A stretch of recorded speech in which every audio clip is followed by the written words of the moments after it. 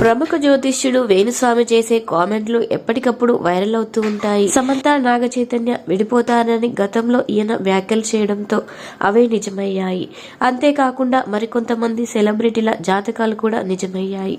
దీంతో అప్పటి నుంచి ఈయన ఎవరి జాతకాలు చెప్పినా ఇట్టే వైరల్ అవుతూ ఉన్నాయి.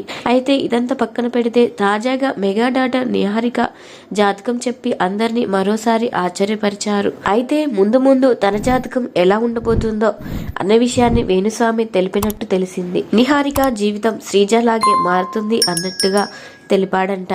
అంతేకాకుండా నిహారికకి రెండో పెళ్లి అయినా కూడా అమ్మ అని పిలిపించుకునే యోగం లేదని, అంటే తనకు సంతాన ప్రాప్తి లేదని, ఒకవేళ రెండో పెళ్లి చేసుకున్నా కూడా విడాకులు తీసుకోవడం కన్ఫర్మ్ అని, ఇక శాంతి పరిహారం కోసం పూజలు చేయించినా కూడా ప్రయోజనం లేదని చెప్పినట్లు తెలిసింది.